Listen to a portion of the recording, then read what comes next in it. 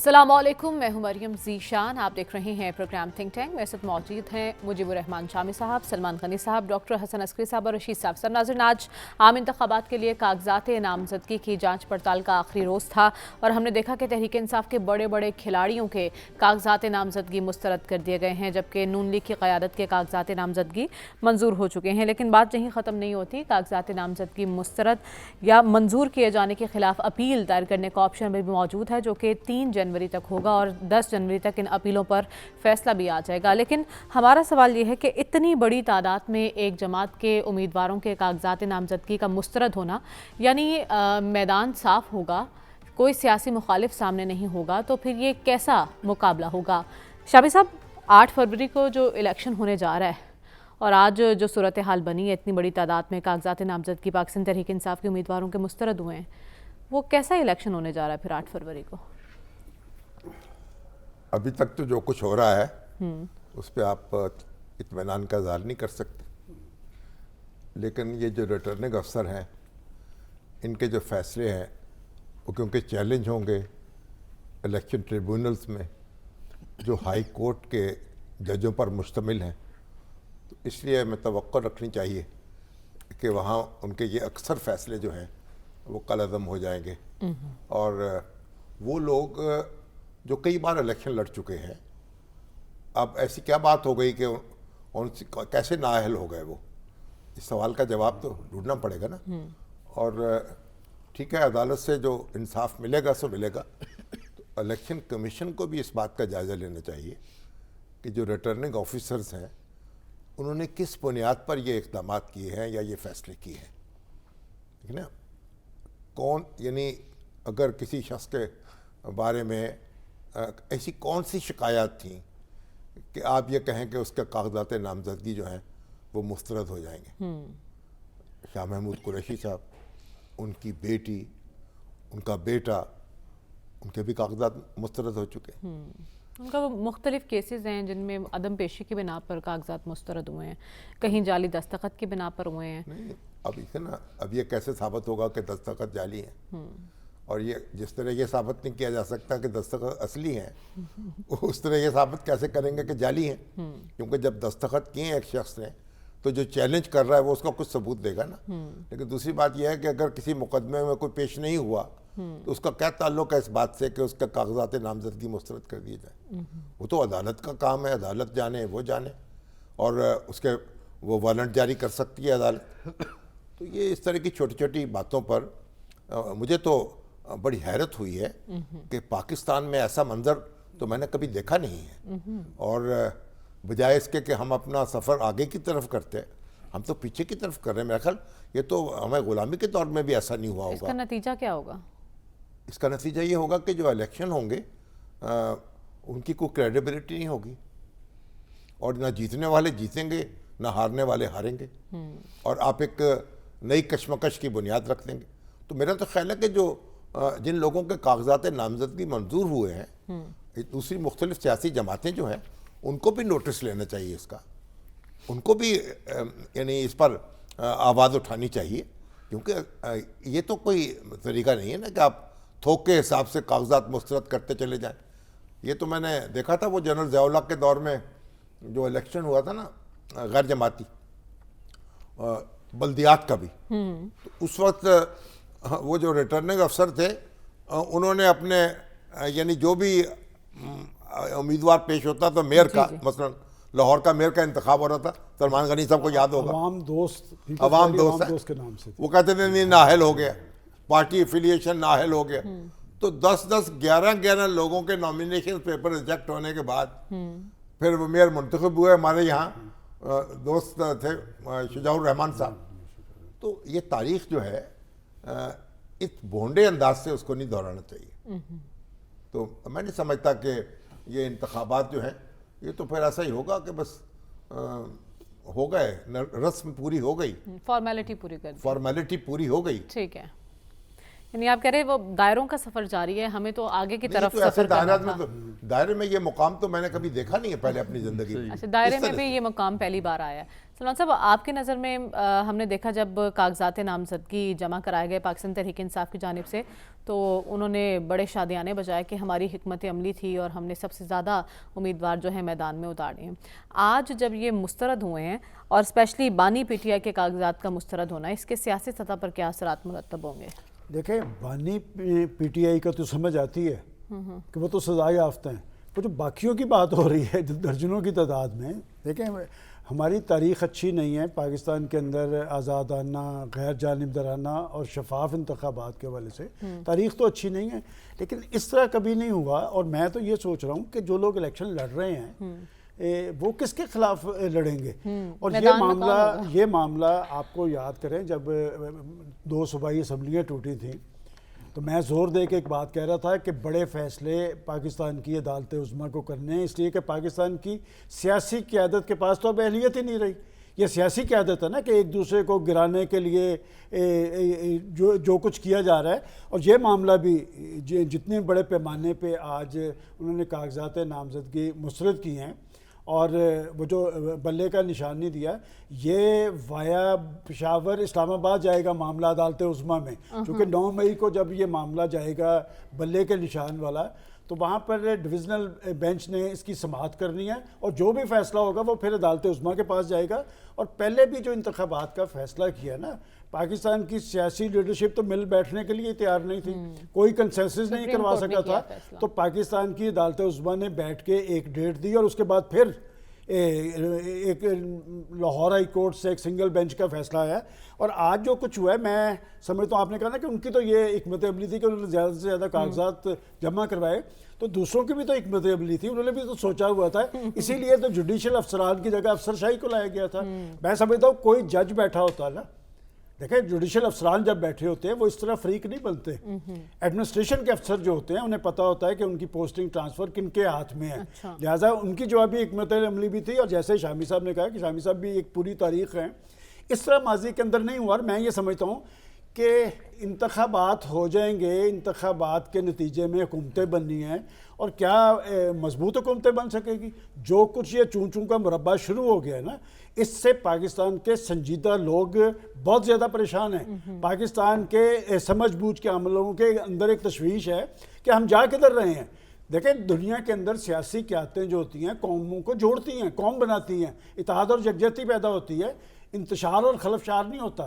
اس election کے نتیجے میں مجھے کوئی خیر نظر نہیں آ رہی. اچھا ہوتا ہے کہ پاکستان کی پولیٹیکل لیڈرشپ، ہم یہاں پر بار بار کہتے رہے، یاد کریں کہ جناب مل بیٹھ کے کوئی فیصلہ کر لے، اس لیے کہ ہر ایک کا اپنا اپنا ایک طرز عمل ہے. یہ ساری کیفیت ابھی بھی کوئی مل بیٹھنے کو تیار نہیں، ایک دوسرے کی ٹانگیں تو ابھی بھی 9 مئی کے بعد پاکستان کی سیاست مفلوج نظر آ رہی ہے. اب جس بنیاد پر انہوں نے ان کو کیا ہے، دیکھیں 9 مئی کی حد تک جو لوگ ملوث تھے، میں ہمیشہ کہتا رہا ہوں بھئی آپ ان کے گرد قانون کا شکنجہ کسیں، لیکن ایک پوری پولیٹیکل پارٹی کو ٹارگٹ کرنا جس پارٹی کے روٹس موجود ہیں، آپ پوری پولیٹیکل پارٹی کو ٹارگٹ تو نہیں کر سکتے. ابھی میرے پاس یہ پڑے ہیں سارے، بھائی باقی جماعتوں کے تو سارے قبول ہو گئے، مجھے کسی ایک کا نام لے دیں کہ جس کے مسترد ہوئے ہیں.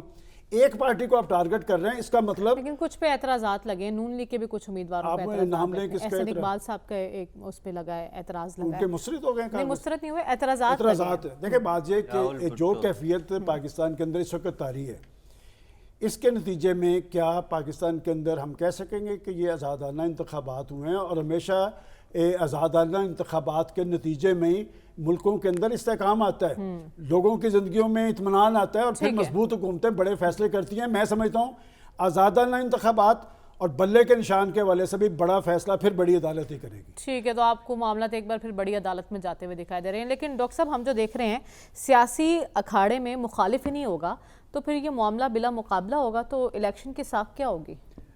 دیکھیے یہ سارا جو معاملہ جس کا تذکرہ ہو رہا ہے، اس پہ کیا تبصرہ کریں، کیونکہ افسوس ہی کا اظہار کیا جا سکتا ہے. جس کو ذرا بھی جمہوریت کا کوئی اندازہ ہے یا فیئر اینڈ فری الیکشنز کا اندازہ ہے، وہ ان کو دیکھ کے یا تو روئے گا یا ہنسے گا اس بات پر کہ کون لوگ ہیں جو ایڈوائس کر رہے ہیں اس وقت. دیکھیں نا، اسٹیٹ جب چلتی ہے اس کو کوئی ایڈوائس کرتا ہے، گائیڈ کرتا ہے. کیا یہ کیئر ٹیکر گورنمنٹس ایڈوائس کر رہی ہیں جس کی وجہ سے یہ ہو رہا ہے؟ ایک فریم ورک ہوتا ہے گائیڈ, اس کے اندر آپ کام کرتے ہیں. کون گائیڈ کر رہا ہے؟ جو یہ تھاٹ پروسیس ہے یہ اتنا ڈینجرس ہے کہ ہم نے ماضی سے سبق نہیں حاصل کیا ہے. ماضی میں بھی جو پاکستان کے ساتھ حادثات ہوئے ہیں اس کی بنیاد تھاٹ پروسیس پہ تھی, ایک سوچ پہ تھی, ایک تصور پہ تھی, ایک آئیڈیا پہ تھی کہ ہم نے یہ نہیں ہونے دینا, ہم نے یہ کرنا ہے, ہم اس طرح چلائیں گے. اب مجھے تو ایک پیٹرن نظر آتا ہے. دیکھیں اس سے پہلے نامینیشن جب سبمٹ ہو رہی تھی اس وقت بھی ایک پیٹرن تھا. نامینیشن جب سبمٹ ہو رہی تھی پکڑ دھکڑ چل رہی تھی اور روکا جا رہا تھا, کاغذات چھینے جا رہے تھے. اب جو ریجیکٹ ہوئے ہیں 95% ایک پارٹی سے تعلق رکھتے ہیں. مورل آف دی سٹوری کیا ہے؟ مورل آف دی سٹوری بڑا سمپل ہے. کیا؟ جو اب تک الیکشن کے سلسلے میں کارروائی ہوئی ہے, پی ٹی آئی کو چھوڑ دو, یا انڈیپینڈنٹ الیکشن لڑو یا کسی اور پارٹی سے الیکشن لڑو. ادھر نہیں آپ جا سکتے. ادھر جائیں گے تو اس بات کا امکان بڑھ جاتا ہے کہ آپ کے کاغذات نامنظور ہو جائیں گے, اور اس بات کا بھی امکان ہو سکتا ہے آپ پہ کیسز بن جائے. دیکھیے کاغذات نامزدگی آپ اس وجہ سے ریجیکٹ نہیں کر سکتے کہ وہ کورٹ میں حاضر نہیں ہوا, جیسا کہا گیا ابھی تھوڑی دیر ہوئے. وہ کنوکشن ہے. اگر کنوکشن ہے 2 سال کی کنوکشن سے زیادہ ہے تب آپ کو ریجیکٹ کر سکتے ہیں. اگر آپ ان کو جوڈیشل ریمانڈ نہ کورٹ میں کیس لے کے جاتے ہیں, جوڈیشل ریمانڈ پہ ان کی قید بڑھائے چلے جاتے ہیں, اس کو آپ ریجیکٹ نہیں کر سکتے. ٹھیک ہے. تو یہ جو طریقہ کار ہے یہ بہت ہی ڈینجرس ہے. اور دیکھیے اس 2023 کے اندر افریقہ کے کچھ ممالک میں الیکشن ہوئے ہیں اور وہاں اسی قسم کی شکایات تھیں. اور کیا ہے وہاں دیکھ لیں ان ملکوں کا حال, وہاں جو مسائل ہیں, اندر جھگڑے چل رہے ہیں, وائلنس ہوا ہے. تو کیا آپ پاکستان کو بھی اس طرف لے جانا چاہتے ہیں؟ دیکھیے الیکشن اور جمہوریت کا بنیادی مقصد یہ ہوتا ہے کہ ایک آپ ایسا فریم ورک کریٹ کرتے ہیں جس فریم ورک میں آپ بیٹھ کے گفت و شنید سے معاملات کو طے کرتے ہیں, اور الٹیمیٹ فیصلہ الیکشن میں یہ بیوروکریٹ نہیں کرتے جن کو آپ نے R O, D R O اور آر او اسے بنایا ہے. وہ فیصلہ عوام کرتے ہیں, ووٹر کرتا ہے. آپ کا کام صرف اتنا ہے کہ وہ آپ نے ماحول کریٹ کرنا ہے, وہ انتظامات کرنے ہیں جس میں ایک شخص آزادی سے اپنی رائے کا اظہار کر سکے. اگر آپ ایسا نہیں کر سکتے تو میرا خیال ہے الیکشن کروانے بیکار ہے. اتنا پیسہ کیوں آپ ضائع کرنا چاہتے ہیں اس ریاست کا کہ اگر آپ نے فیصلہ کر لیا ہے کہ ہم نے ان کو نہیں آنے دینا, ان کو لانا ہے, یا اپنی مرضی کا ملغوبہ بنانا ہے, 2 یہاں سے پکڑ کے 2 یہاں سے پکڑ کے 2 یہاں سے پکڑ کے, تو آپ بنا لیجئے. الیکشن کر کے آپ کیوں پیسہ ضائع کرتے ہیں؟ صورتحال میں الیکشن بے معنی ہو جاتا ہے. صافی صاحب آپ کی نظر میں کون ہے جو الیکشن کو متنازع بنانے کی کوشش کر رہا ہے؟ آپ سچ مچ میں یہ سوال پوچھ رہے ہیں جی مریم؟ ذرا سوچ سمجھ کے جواب دیجیے گا صاحب. یہ سوال تو ڈاکٹر حسن عسکری رضوی صاحب سے پوچھنا چاہیے, جمہوریت, کیونکہ وہ نگران وزیر اعلیٰ رہ چکے ہیں. یہ آتی ڈاکٹر صاحب کے پاس واپس جی آپ مشکل سوال آپ مجھ سے مشکل سوالات آپ مجھ سے ہی پوچھتے ہیں. جو میرے بزرگ بیٹھے ہیں جو مجھ سے زیادہ صاحب علم بھی ہے, صاحب بصیرت بھی ہے, لیکن چلے جمہوریت کا حسن دارالحکومت میں رہتے ہیں ہے اور اپنے زیادہ باخبر ہیں. لیکن یہ ساری چیز, جی ہاں, لیکن یہ دارالحکومت سے یہ چیزیں نہیں چل رہی ہے, یہ ہمارے قریب ہی سے چل رہی ہے, لیکن ظاہر ہے وہاں پہ پر جلتے ہیں. اسلام آباد کی فضائیں کیا کہتی ہیں صافی صاحب, معاملات کس طرف جا رہے ہیں؟ سچی بات ہے مریم کہ بہت مایوسی کا عالم ہے. آج تک پاکستان میں کوئی بھی الیکشن ایسے نہیں ہوئے ہیں کہ جن کے بارے میں ہم کہہ سکتے ہیں کہ اس پہ کسی کو اعتراض نہیں تھا. لیکن ابھی تک جو کچھ ہوتا رہے وہ نتائج کے حوالے سے بات ہوتی رہی ہے. یہ نتائج پہ ایک جماعت کو اعتراض ہوتا, دوسرا جو جیت جاتی جماعت وہ اپنے اس کو فتح قرار دیتی, دوسری جماعت جو ہار جاتی یا جو جماعتیں ہار جاتی ان کا واویلا ہم سنتے رہیں. لیکن اس دفعہ کچھ نرالی ہی کیفیت ہے اس وقت. اگر اس کو ہم ہفتہ استرداد کا ہے, کیونکہ اتنے بڑی تعداد میں کاغذات مسترد ہوئے ہیں کہ اس کے لیے مسترد کا لفظ ہی چھوٹا پڑ گیا ہے. اور آپ پہلے بھی الیکشن کمیشن کے حوالے سے بہت ساری شکایات تھی جماعتوں کو, مختلف جماعتوں کو, لیکن آج کا دن تو جو ان کا حسن انتخاب تھا آر اوز کے حوالے سے اور ڈی آر اوز کے حوالے سے, اس نے تو سوالات تو کیا بالکل شواہد ہی سامنے رکھ دیے ہیں کہ آنے والے انتخابات اب اس آج کے دن کے بعد تو مجھے اس پہ ایک مرتبہ پھر شکوک و شبہات کا اظہار کرنا پڑ رہا ہے کہ پتہ نہیں 8 فروری کو پولنگ ڈے کا انعقاد ہو بھی جائے گا کہ نہیں، لیکن آج کے دن الیکشن کمیشن اور متعلقہ جو دیگر ادارے ہیں ان کے کردار پہ بہت بڑا سوالیہ نشان اس نے کھڑا کر دیا ہے۔ مولانا فضل الرحمان بھی بڑے تحفظات کا اظہار کر رہے ہیں دہشت گردی کے حوالے سے۔ دیکھیں مولانا فضل الرحمان کے دہشت گردی کے حوالے سے جو ان کے خدشات ہے اس سے مجھے اتفاق ہے، کیونکہ وہ جن علاقوں سے لڑ رہے ہیں، نہ صرف ڈی آئی خان اور ٹانگ کی بات آپ چھوڑیں، جہاں پشین سے، جہاں سے بلوچستان کے جس علاقے سے وہ انتخاب لڑنا چاہتے ہیں، وہاں پہ بھی بہت سارے مسئلے ہیں امن و امان کے حوالے سے، اور یہ میں نہیں، پاکستان کے وفاقی ادارے ان کی جان کو خطرے کے بارے میں روزانہ کی بنیاد پہ ایک لیٹر جاری کر رہے ہیں۔ ایمن ولی خان کو ڈرایا جا رہا ہے، بتایا جا رہا ہے کہ وہ الیکشن کمپین کے لیے نہ نکلے، لیکن مولانا صاحب بھی باز نہیں آتے۔ وہ ان کے بارے میں سوشل میڈیا میں یہی ہے کہ انتخابات جیتنے کے لیے چاہے پشین بھی جانا پڑے تو مولانا صاحب کو جانا چاہیے، اس لیے وہ پشین گئے، وہاں پہ انہوں نے کاغذات جمع کر دیے ہیں۔ لیکن انتخابی مہم کے حوالے سے بلوچستان کے سرحدی علاقوں اور خیبر پختونخوا کے علاقوں میں بہت زیادہ مسئلے مسائل ہے، اسپیشلی جو مولانا جیسی جو مذہبی جماعتیں ہیں جن کا ایک مخالف نظریہ ہے عسکریت پسندوں سے، اور جو قوم پرست جماعتیں ہیں ان کو بہت زیادہ خدشات ہے۔ آپ خود جانتی ہے کہ کل بھی بکا خیل کے علاقے میں آپریشن ہوا، آج بھی وہاں پہ بہت زیادہ خدشات ہے، جنوبی اضلاع میں سیکیورٹی کے بہت زیادہ تھریٹ ہے۔ خوست میں یہ اطلاعات آ رہی ہے کہ وہاں پہ ایک ہائی لیول جو پاکستان کو ایک وانٹڈ ٹی ٹی پی کا لیڈر تھا، اس کی مارنے کی غیر مصدقہ اطلاعات آ رہی ہے، تو ظاہر ہے ان باتوں کا پھر ریئیکشن آتا ہے، اور صاف ٹارگٹ پھر یہی سیاسی لیڈرشپ ان کے لیے ہوتے ہیں، کیونکہ انہوں نے اگر کمپیننگ کرنی ہوتی ہے، جلسے جلوسوں میں اگر انہوں نے نکلنا ہوتا ہے تو وہ ان کو پھر نشانہ بناتے ہیں۔ یہ ایسی صورتحال میں انتخابی مہم چلانا مشکل ہو جائے گا، اور مولانا اسی بات پر جو ہے تحفظات کا اظہار کر رہے ہیں۔ شامی صاحب میرے آپ سے 2 سوال ہیں، ایک تو دہشت گردی کے حوالے سے جن تحفظات کا اظہار مولانا صاحب نے کیا ہے، اس کے انتخابات پر اثرات مرتب ہوتے آپ کو نظر آ رہے ہیں، اور دوسرا پی ٹی آئی کے پاس اب کیا آپشنز ہیں؟ کیونکہ ایک پرسیپشن جو کریٹ کیا گیا اس میں کہا گیا کہ نون لیگ آ رہی ہے، اس کا مطلب پی ٹی آئی پھر اپوزیشن میں ہوگی، لیکن جو صورتحال ہے اس میں تو پی ٹی آئی اپوزیشن بھی کرتی دکھائی نہیں دے رہی۔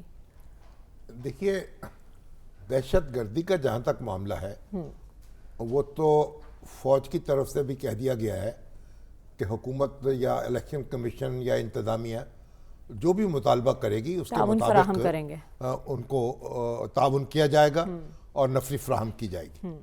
تو ہمارے تمام سیکورٹی ادارے ہیں اس کے لیے تو انشاءاللہ پوری کوشش کریں گے، اور ہمیں توقع رکھنی چاہیے کہ حالات پہ قابو پایا جائے گا۔ مگر یہ جو دہشت گردی ہو رہی ہے نا یہ زیادہ خطرناک ہے۔ دیکھیں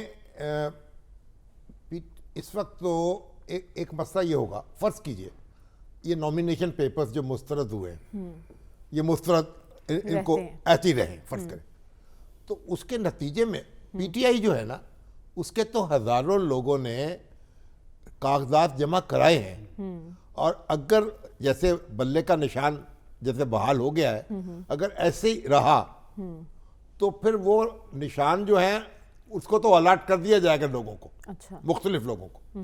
اب اس فرض کیجئے وہ جیت جائیں یا ان کی بڑی تعداد جیت جائے، تو جو وہاں لوگ جا کے بیٹھیں گے اسمبلیوں میں ان کی کوالٹی کیا ہوگی؟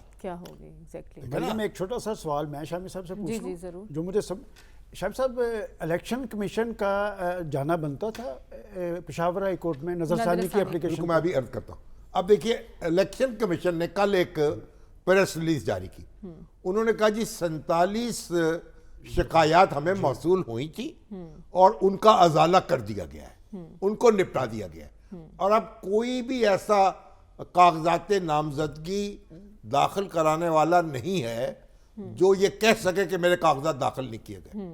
تمام امیدواروں کے کاغذات داخل کر دیے گئے۔ تو وہ جو پولیس کی طرف سے شکایات تھیں، انتظامیہ سے شکایات تھیں، جو ایک ہاہاکار مچی ہوئی تھی, مراسلے لکھے انہوں نے. وہ تو الیکشن کمیشن نے کہا جی کہ ہر شخص جو ہے جو کنٹیسٹ کرنا چاہتا تھا اس کے کاغذات ہم نے داخل کر لیے. ایک اچھی بات ہوئی. اب سوال یہ ہے کہ اب یہ جو اب مسترد کیے گئے ہیں کاغذات, اب یہ الیکشن کمیشن کا جو عملہ ہے نا, ریٹرننگ افسر, وہ الیکشن کمیشن کا اپنا ذاتی عملہ نہیں ہے, یہ انتظامیہ کے ارکان ہیں. عدلیہ نے تو اپنے لوگ دینے سے انکار کر دیا. اس پر بھی پی ٹی آئی نے اعتراض کیا تھا. اچھا, اب اعتراض تو کیا لیکن عدلیہ تو تیار ہی نہیں تھی نا, کیونکہ پی ٹی آئی جو تھی وہ درگت بنا چکی تھی نا 2013 میں عدلیہ کے لوگوں کی, اور ان پر بھی الزامات لگا چکی تھی, اس لیے انہوں نے توبہ کر لیا ہم نہیں اس کام کریں گے. ٹھیک ہے. تو مگر بہرحال اس سے دیکھیں بات یہ ہے کہ اب اگر یہ لوگ عدالتوں سے ان کو ریلیف ملتا ہے تو وہ ریٹرننگ افسر جو ہیں ان کے منہ تو کالے ہوں گے نا, اور ہمیں توقع رکھنی چاہیے کہ عدالتوں سے ریلیف ملے گا. اچھا, اب ایک بات جو کہی تھی سلمان صاحب نے کہ الیکشن کمیشن جو ہے وہ جا رہا ہے اپیل کر رہا ہے, نظر ثانی اپیل, نظر ثانی یعنی اس کے جو سنگل بینچ کا فیصلہ ہے پشاور ہائی کورٹ کا, اس کے خلاف ڈویژن بینچ کے سامنے. اب میری سمجھ میں یہ بات نہیں آئی. دیکھیے سیشن کورٹ کا فیصلہ ہوتا ہے, اس کے خلاف اپیل ہوتی ہے, دو فریق ہوتے ہیں نا مقدمے میں, ایک اب وہ اپیل سیشن کورٹ نہیں کرتا کبھی. اب یہ نہیں ہے کہ ہائی کورٹ نے سیشن کورٹ کا فیصلہ کالعدم قرار دے دیا تو سیشن کورٹ سپریم کورٹ میں پہنچ جائے اور کہ جناب ہمارا فیصلہ کیوں آپ نے کالعدم قرار دے دیا. یہ فریق ہوتے ہیں. الیکشن کمیشن نے جو فیصلہ کیا وہ پیپلز یہ جو پی ٹی آئی کے بعض ارکان ہیں مبینہ ان کی درخواست پر کیا, تو اس میں وہ فریق تھے یا پی ٹی آئی فریق تھی. اب وہ ارکان جو درخواست گزار رہے ہیں وہ اپیل میں جاتے. الیکشن کمیشن تو اس میں پارٹی ہے ہی نہیں, ایگزیکٹلی, اس نے تو فیصلہ صادر کیا, مگر یہ انوکھی بات ہو رہی ہے کہ الیکشن کمیشن اپیل کر رہا ہے. اپیل کر تو رہا ہے. الیکشن کمیشن کو اپنے آپ کو اس طریقے سے پارٹی بنانے کی ضرورت نہیں تھی. ٹھیک ہے, آپ نے کہا کہ وہ جواز بنتا نہیں تھا الیکشن کمیشن کا کہ نظر ثانی اپیل میں جاتا, لیکن میں آپشنز ڈسکس کر رہی ہوں سلمان صاحب. 3 جنوری تک اپیلوں پر آپ نے جو ہے اپیل کرنی ہے جو مسترد ہوئے ہیں کاغذات, 10 جنوری تک اس پر فیصلہ آ جاتا ہے. اگر تب بھی مسترد ہی رہتے ہیں کاغذات, پھر پی ٹی آئی کے پاس کیا آپشن بچتا ہے؟ دیکھیں بات یہ کہ جس کیفیت کے اندر ہم انتخابی عمل میں بڑھ رہے ہیں, کیا ان انتخابات کے نتیجے میں پاکستان کے اندر کوئی مضبوط منتخب حکومت بن پائے گی؟ کہ یہ 9 مئی سے سلسلہ شروع ہوا ہے, اور بات یہ کہ ہمارے سیاسی طرز عمل نہیں ہے. 9 مئی کیوں ہوا تھا؟ اگر عدم اعتماد کامیاب ہو جاتی تو کس صاحب نے اپنے اراکین اسمبلی کو باہر بھجوایا؟ اس کے بعد صوبائی حکومتیں رخصت کر دیں, اس کے بعد اپنی اسمبلیاں. اگر یہ کام نہ ہوئے ہوتے, دیکھیں پولیٹیکل عمل میں تو حیران ہوں کہ ذرا تھوڑی سی مراد ڈسکس کر لیں کہ جو اپوزیشن میں بھی اراکین بیٹھتے ہیں نا, مراد برابر ہی ہوتی ہیں, تنخواہیں بھی وہی ہوتی ہیں. لیکن ان حالات میں تو اپوزیشن میں بیٹھتے بھی نظر نہیں آ رہی. دیکھیں آپ جو بات کہہ رہی ہیں نا کہ جی 3 جنوری کے بعد, میں اس لیے کہہ رہا ہوں کہ یہ ذمہ لیا تھا پاکستان کی عدالت عظمیٰ نے, اب عدالت کی طرف سے ریلیف مل سکتا ہے. میں اب بھی سمجھتا ہوں وہ جو شامی صاحب بھی بات کر رہے ہیں, اس ملک کے اندر اب کوئی عزت و تکریم کسی کی ہے تو وہ پاکستان کی عدالت عظمیٰ کی ہے. یہ پشاور ہائی کورٹ کا فیصلہ, پھر یہ ہر 2 صورت میں پھر یہ سپریم کورٹ میں جانا ہے. اور انہوں نے آپ کو یہاں کے سنگل بینچ کے فیصلے پہ بھی گھنٹوں کے اندر انہوں نے اس ریٹ کو نپٹایا تھا. جس کیفیت کے اندر انتخابات ہونے جا رہے ہیں, ایک انتشار ہے نا ملک کے اندر, خلفشار. ابھی تک دیکھیں ایک مائنڈ سیٹ کی ہم بات نہیں کر رہے, وہ کون سا مائنڈ سیٹ ہے جو اس سارے پروسیس پہ اثر انداز ہو رہا ہے, جو انتخابی عمل کو سموتھ نہیں ہونے دے رہا, جو ایک انتخابی فضا طاری نہیں ہونے دے رہا. جہاں تک کہ آپ نے دہشت گردی کی بات کی ہے, میں سمجھتا ہوں کہ دہشت گردی کے خاتمے کے لیے بھی ایک پاکستان کے اندر مضبوط حکومت کی ضرورت ہے. 2013 میں حکومت ایک بنی تھی, کراچی کے اندر دہشت گردی ہوتی تھی, ہم خود وہاں پر کراچی کے اندر گئے.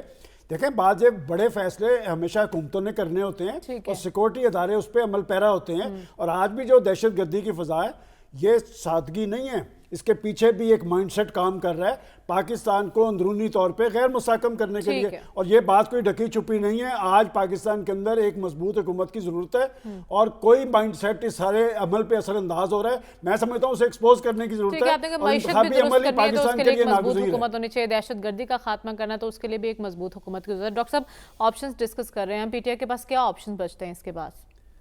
یہ ڈاکٹر صاحب سے پوچھے نا، یہ نگران وزیر اعلیٰ رہے ہیں کہ نگران وزیر اعلیٰ کی نگرانی کون کرتا ہے؟ دیکھیں بات یہ ہے کہ اس دفعہ ہمارے اتنے یونیک کیئر ٹیکر سسٹم ہے کہ اس کا میچ کسی پچھلے سے نہیں آپ کر سکتے، کیونکہ اس سے پہلے جو کیئر ٹیکر سسٹم تھا وہ اسٹرکٹلی جو ہے نا دی الیکشن ایکٹ 2017 اس کا جو چیپٹر 230 ہے جس میں یہ فنکشن دیے گئے ہیں، بالکل اس کے مطابق اور آئین کی پروویژنز کے مطابق کام کر رہا تھا.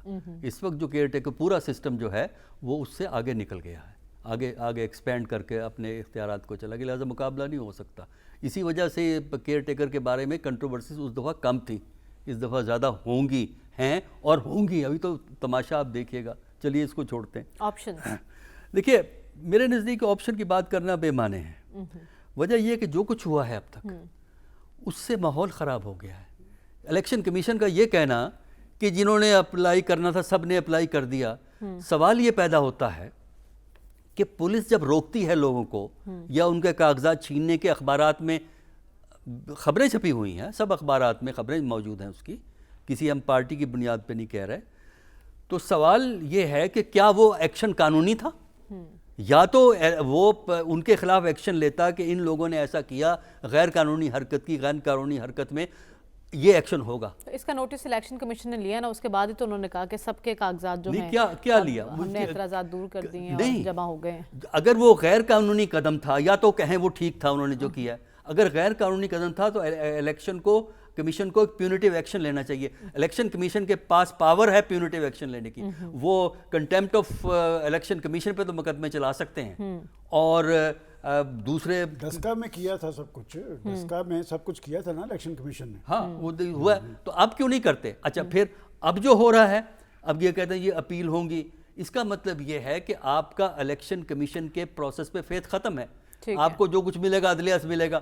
اور جو یہ انہوں نے اپیل کی بات ہوئی ہے بالکل صحیح بات ہے، وہ کہی گئی ہے کہ دوسرا یہ ہے کہ جو ہائی کورٹ کا آرڈر ہے، پشاور ہائی کورٹ کا، وہ تو ایک انٹرم آرڈر ہے، یہ تو اصل پیشی ہونی ہے، اس میں فیصلہ ہوگا. تو اتنی بھی الیکشن کمیشن کو کیا بے چینی ہے کہ ایک انٹرم آرڈر کو جو وقتی طور پہ دیا گیا، ہمیں نہیں پتا یہ الٹیمیٹلی ان کو بلہ ملے گا کہ نہیں ملے گا، فائنل اس کا کیا ڈیسیجن ہوگا، اور جو بھی ڈیسیجن ہوگا وہ اگلی کورٹ میں جائے گا، سپریم کورٹ میں جائے گا. آپ کہہ رہے ہیں الیکشن کمیشن کو اتنی جلدی کیا تھی یہ کرنے کی، لیکن صافی صاحب پی ٹی آئی کے پاس اب کیا راستہ بچا ہے آپ کے مطابق؟ دیکھیں راستہ تو یہی ہے کہ وہ چاہے حالات جیسے بھی ہو، جمہوریت ہی پہ اگر گامزن رہا جائے اور عمل پیرا رہا جائے تو بہتر ہی ہوگا. ہم نے دیکھا تھا ماضی میں کہ جب بےنظیر بھٹو کو آج سے تقریباً 16 سال پہلے جب شہید کیا گیا تو پیپلز پارٹی نے تب بھی جمہوری راستہ نہیں چھوڑا، اور پھر ہم نے دیکھ لیا کہ اس کا ثمر بھی ان کو مل گیا. حالانکہ اتنی عالم اسلام کی اتنی بڑی لیڈر کی اتنی بے رحمانہ انداز سے شہادت، اور اس کے بعد پیپلز پارٹی کا انتخابی عمل میں بدستور رہنا، وہ بہت بڑے دل گردے والی بات تھی، جگرے والی بات تھی کہ پیپلز پارٹی نے پھر بھی جمہوری اور پارلیمانی نظام میں رہتے ہوئے اپنی لڑائی لڑی. اور پھر ظاہر ہے جس طریقے سے پھر مشرف کو آؤٹ کیا گیا، وہ ساری کہانی اس کی دہرانے کی ضرورت نہیں ہے. دوسرا کوئی راستہ نہیں ہے. جو ادارے ہیں اسپیشلی الیکشن کمیشن نے اگر اپنے دامن پہ لگے داغ کو صاف کرنے ہیں اور اپنے آپ کو واقعی ایک منصف کی جگہ پہ الیکشن کمشنر دیکھنا چاہتے ہیں تو پھر پیپلز جو پی ٹی آئی کے جو ان کی جو شکایات ہے اس کے ازالے کے لیے ضرور اقدامات کرنے ہوں گے. جس طرح شامی صاحب نے کہا کہ ہو سکتا ہے کہ جو کاغذات نامزدگی آج مسترد ہوئے تو ٹریبیونلز میں جب یہ شکایات جائیں گی تو تو ہمیں یقین ہے اور ہم یہ امید بھی رکھتے ہیں کہ وہاں سے ان امیدواروں کو شنوائی حاصل ہو جائے گی، ان کے جو شکایات ہے ان کا ازالہ ہو جائے گا، اور الیکشن میں جو یہ بدمزگی آج جو ہمیں دیکھنے کو مل رہی ہے کہ ایک پارٹی کو بالکل کارنر کرنے کی جو ایک بھونڈے انداز سے ایک عمل جاری ہے، تو اس میں اگر عدالت نے انٹرفیرنس کی اور اس جو پی ٹی آئی کو اگر انہوں نے کچھ ریلیف دیا تو اسی کے ذریعے پھر ظاہر ہے پی ٹی آئی کو مزید آگے بڑھنے کا ایک راستہ بھی فراہم ہوگا. لیکن اس میں جو آپ کا سوال ہے اس سے زیادہ اہم یہ ہے کہ پی ٹی آئی کی بجائے ریاست کو چاہیے کہ وہ پی ٹی آئی کو راستہ دے. ریاست کو کیا کرنا چاہیے یہ خود ریاست نے فیصلہ کرنا ہے. فی الحال آپ کہہ رہے ہیں کہ عدالت کی طرف سے کوئی راستہ مل سکتا ہے پاکستان تحریک انصاف کو، اور ہمارے پینل کو امید ہے کہ عدالت ریلیف مل سکتا ہے پاکستان تحریک انصاف کو. ہمیں پروگرام میں آگے بڑھنا اور بات کرنی ہے. نون لیگ میں ٹکٹ کے معاملات پر کچھ تحفظات کا اظہار کیا جا رہا ہے. حمزہ نے بھی کچھ خدشات کا اظہار کیا، اسپیشلی خواتین کی نشستوں پر بھی ہم نے بڑی گڑبڑ دیکھی ہے. تو یہ کیا چل رہا ہے، اس پر بات ہوگی اس بریک کے بعد. اسٹے ود اس.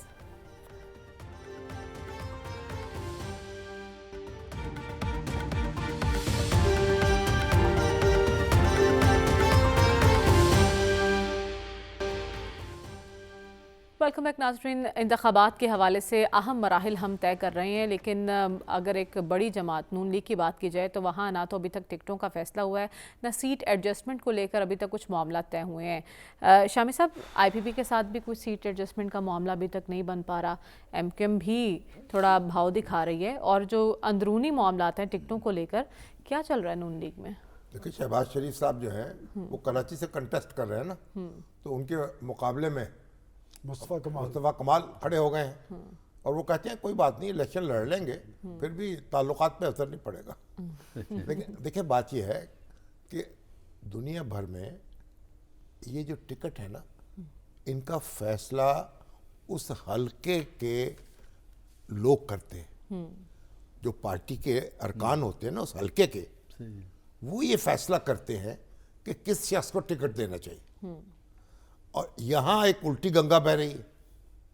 پارلیمانی بورڈ جو ہے وہ اجلاس پہ اجلاس کرتا چلا جا رہا ہے، حالانکہ یہ فیصلہ تو اگر فیصلہ حلقے کے لوگ کریں تو یہ پریشانی نہ ہو.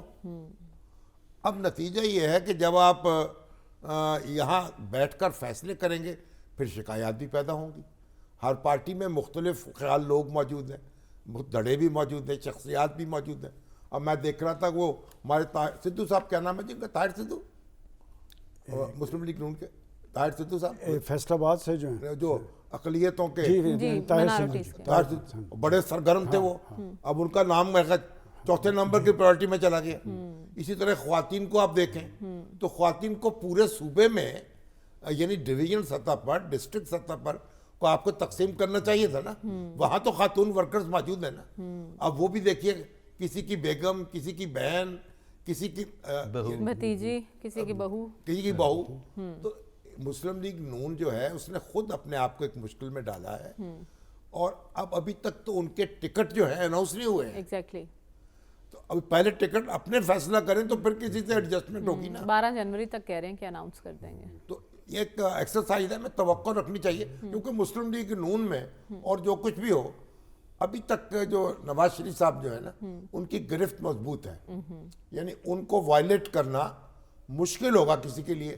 اور جب وہ فیصلہ کر دیں گے تو توأن و کرہن اسے ماننا پڑے گا. اگر جب بعض اوقات بڑی مشکل ہو رہی ہے، یعنی میرا تو سمجھا طلال چودھری صاحب کا ٹکٹ بھی خطرے میں پڑا ہوا. لیکن آپ نے کہا کہ گرفت مضبوط ہے، لیکن ہم نے دیکھا کہ حمزہ بھی کچھ شکایات کر رہے تھے، کچھ تحفظات کا اظہار کیا. ایک طرف کہہ رہے ہیں مریم کا گروپ ہے، ایک طرف حمزہ کا گروپ ہے، ایسا ہی ہے کچھ سلمان صاحب؟ گروپ اس پارٹی میں کوئی نہیں ہے. وہ حتمی فیصلے کا اختیار ہوتا ہے نواز شریف صاحب کو. جہاں تک ابھی تک انہوں نے ٹکٹیں اناؤنس کیوں نہیں کی، چونکہ کچھ پارٹیز کے ساتھ ایڈجسٹمنٹ کرنی ہے. اور وہ ایڈجسٹمنٹ کی ذمہ داری ہے شہباز شریف صاحب کی، چونکہ ان کی وہ حکومت میں شامل رہے تھے. اتحادی خاص طور پہ آئی پی پی سے ان کا مسئلہ ہے، کاف لیگ سے ان کے معاملات طے ہو چکے ہیں چودھری شجاعت صاحب سے، اور ایک احترام کا رشتہ ہے ان کا، تو وہ تو اسی دن ہی طے ہو گئے تھے. طارق چیمہ صاحب کی نشست کا ایشو ہے وہ شجاعت بھی صاحب کے مطالبات بھی محدود ہیں. محدود ہے. سب سے بڑی وجہ اصل یہ چیز چادر شامی دیکھے صاحب جو ہے وہ ہے اناج پسندی آئی پی ان پی کی. کا آئی پی پی کا ایشو ہے. اور آئی پی پی نے 32 قومی اسمبلی کی اور 58 صوبائی اسمبلی کی. کیا سوچ کے مانگی؟ دیکھیں مانگا توپ کا لائسنس سے جاتا ہے اور ملتا ہے پسٹل کا ہے. کہ اس وقت لاہور کے اندر ان کے 2 پوٹینشیل کینڈیڈیٹ ہیں, علیم خان صاحب ہیں, اون چودھری صاحب ہیں. ہمارے ہاں وہ افغان آتے تھے نا چیزیں بیچنے کے ہاں لیے, صحیح ہے. تو مانگتے تھے چیز کا ہزاروں میں 1000 روپیہ, 1000 روپیہ. 200 میں دے کے چلے اور جاتے آپ ایک دفعہ ہمارے گھر آئے تو میری 1000 روپیہ, میری بیوی نے کہا 200 روپیہ. مجھے بڑا غصہ آ گیا. میں نے کہا وہ 1000 روپیہ مانگ رہا ہے, آپ 200 روپیہ کہہ رہی ہیں. کوئی 400 500 600 کی بات ہے. انہوں نے کہا آپ چپ رہے مت, وہ 200 روپے میں دے گئے. دیکھیں آپ نے جو حمزہ کی بات کی ہے یہ بات درست ہے, اور حمزہ نے بالکل اختلاف رائے کیا اور پارٹیز کے اندر ہونا چاہیے. اس لیے کہ حمزہ صاحب اس وقت پس منظر میں نظر آ رہے ہیں, لیکن پنجاب کے اندر ضمنی انتخابات کے حوالے سے اور خاص طور پہ نچلی سطح پہ ان کے روٹس موجود تھے. وہ لوگ فیلڈ میں رہے اور پاکستان میں یہاں رہے, اور آپ بیرون ملک سے آ کے آپ کیسے فیصلہ کریں گے؟ جو خواتین سٹرگل کر رہی تھیں یا حلقوں کے اندر موجود تھیں وہ تو باہر ہو گئی ہیں. ایک فیملی سے 2 3 خواتین اکاموڈیٹ کرنے کا جواز نہیں ہے, اور اسی وجہ سے لوگوں کے اندر ایک رد عمل بڑھتا ہے. اور میں سمجھتا ہوں کہ جب تک پولیٹیکل پارٹیز یہ جو الیکٹیبلز اور چھاتا بردار ان سے پاک نہیں ہوگی, پاکستان میں نہ جمہوریت مضبوط ہوگی نہ سیاست مضبوط ہوگی. وہ تو بات کی بات ہے. اگر آپ بیگمات کو, بہوؤں کو, بیٹیوں کو وہی نہیں آپ کر سکتے اپنے یعنی قناعت پر مجبور نہیں کر سکتے, تو باقی تو بات ہی چھوڑ دیں. ٹھیک ہے, اگر گھر میں جنگ ہار جائیں گے تو پھر بعد میں کیا کریں گے؟ ڈاکٹر صاحب سے جانوں گی اس بریک کے بعد. اسٹے ود اس.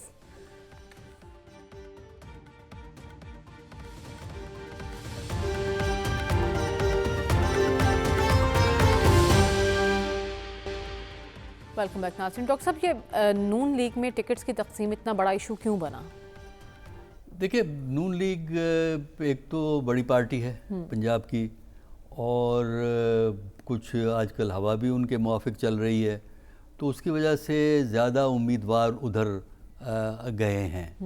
اور جب زیادہ امیدوار ہوں تو پھر سلیکشن کا پروسیس جو ہے وہ بڑا مشکل ہو جاتا ہے, کیونکہ پھر اس کے لیے لابنگ کی جاتی ہے. میرٹ تو لابنگ ہے نا اس کے اندر, یہ تو نہیں ہے نا. دوسرا آپ کی یہ کیپیبلٹی دیکھی جاتی ہے کہ الیکشن کے لیے پیسہ پوسا ہے آپ کے پاس, خرچ کر سکتے ہیں کہ نہیں کر سکتے. تیسرا جو اس میں لابنگ کا جو ایلیمنٹ ہوتا ہے وہ یہ ہے کہ جو ٹاپ ہائرارکی ہے کسی بھی پارٹی کی, یہاں ہم پی ایم ایل این کی بات کر رہے ہیں, اس ٹاپ ہائرارکی میں آپ کے لیے کچھ سپورٹ موجود ہے کہ نہیں ہے. جس طرح آپ نے کہا نا کہ حمزہ نے گفتگو کی, تو اور لوگوں کی بھی ترجیحات ہوتی ہیں. اس کو ہم یہ نہیں کہتے گروپس کا لفظ سٹرونگ ہوتا ہے, اس کو ہم یہ کہیں گے کہ وہاں چونکہ یہ پارٹیاں جمہوری نہیں ہیں پاکستانی کوئی بھی پارٹی, تو اس کی وجہ سے آپ کا رشتہ ٹاپ لیڈرشپ میں کس قسم کا ہے اور کس کے ساتھ ہے, اور پھر میوچل ڈسٹرسٹ اور میوچل ناراضگیاں بھی ایک دوسرے سے ہوتی ہیں. اس کی بنیاد پر جو ہے مختلف لیڈران اپنی کوشش کرتے ہیں کہ ان کی پسند کے لوگ زیادہ ہوں گے تو ان کی واہ واہ زیادہ ہوگی, اور اس کی وجہ سے بھی یہ پولیٹکس جو ہے پارٹیز کے اندر جو بڑھ جاتی ہے. پی ایم ایل این کے اندر آپ کو یہ نظریہ, اور پنجاب میں کسی پارٹی میں نظر نہیں آ رہی اس قسم کا جو مسئلہ یہ ہے. تو اس میں دوسرا یہ ہے کہ جو انہوں نے شروع کیا ہوا ہے نا کام, کہ وہ 15 میٹنگیں 16 میٹنگیں 17 میٹنگیں, اور میٹنگ کیا ہوتی ہے سارے لوگوں کو اکٹھا کیا ہوا ہے. اصولاً تو یہ ہے کہ اگر آپ کینڈیڈیٹ کا انٹرویو کرنا چاہتے ہیں, وہ آپ کی پینل جو انٹرویو کرتی ہے اور کینڈیڈیٹ بیٹھے ہوں, اس کانسٹیچوئنسی کے لوگ بیٹھے ہوں. اب آپ نے سارا مجمع اکٹھا کیا ہوا ہے, اس کے اندر وہ سوال جواب کرتے ہیں. بعض دفعہ جو کینڈیڈیٹ ہوتا ہے اس کو لیڈرشپ کا خیال آ جاتا ہے اپنی, پھر وہ اکڑ جاتا ہے, کوئی بات کہہ دیتا ہے اس قسم کی. تو میرا خیال یہ ہے کہ طریقہ کار غلط ہے انٹرویوز کے لیے, جس سے وہ جو کینڈیڈیٹس ہوتے ہیں وہ تذلیل بھی محسوس کرتے ہیں. لیکن صافی صاحب نہ تو اندرونی معاملات کچھ سیٹل ہو رہے ہیں, اتحادیوں کے ساتھ بھی ابھی تک کوئی بات نہیں بن پا رہی, کیا وجہ ہے اس کی؟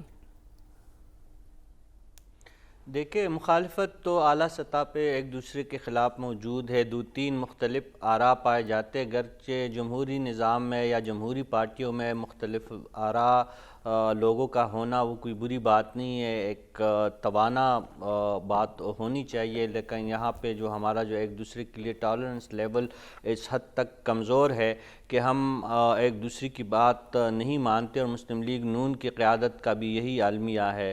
ایک تو نواز شریف صاحب کافی مدت تک عملی سیاست سے اور عملی گراؤنڈ سے باہر رہے ہیں، ابھی تک ان کو ایڈجسٹ ہونے میں تھوڑے سے مسائل کا سامنا ہے، اس لیے ان کے اعتماد میں یا ان کی ڈیسیجن میکنگ میں اس میں وہ جو ان کی غیر حاضری تھی وہ اثر انداز ہو رہی ہے۔ دوسرا، کچھ جو عدالتوں کی طرف سے جو کچھ فیصلے ان کے مخالفین کے حق میں ہو رہے، اس سے بھی ان کے ارادے اور ان کا جو اعتماد ہے وہ متزلزل ہوتا ہے۔ اور ایک بات اور بھی ہے کہ اس وقت ان پہ زیادہ امیدواروں کا جو ہے وہ بھی پریشر ہے، ایک ایک سیٹ کے لیے کئی درخواستیں انہیں موصول ہوئی ہے، اور تمام جو ہے دعوے دار بھی ہے، اور نواز شریف اور شہباز شریف صاحب سے اپنی قربت اور اپنی قربانیوں کا وہ راگ بھی ان کے سامنے الاپتے ہیں، تو یہ مسائل ان کے سامنے ہیں۔ مجھے پنجاب کے بارے میں تو شامی صاحب اور سلمان غنی صاحب اور ڈاکٹر صاحب سے وہ اتھارٹیز آپ کے پاس بیٹھی ہیں، لیکن خیبر پختونخوا کے حوالے سے میں آپ کو یہ بتا دوں کہ وہاں پہ بھی بہت زیادہ مسئلے مسائل ہے۔ امیر مقام ایک سائڈ پہ جا رہے ہیں، پیر صاحب ارشاد دوسری طرف پہ چلے گئے، اقبال ظفر زگڑا اپنا رونا رو رہے ہیں، اور شامی صاحب کے جو دوست۔ کا وقت ختم ہوا چاہتا ہے، ہمیں اجازت دیجیے، آپ سے انشاءاللہ کل ملاقات ہوگی۔ اللہ حافظ۔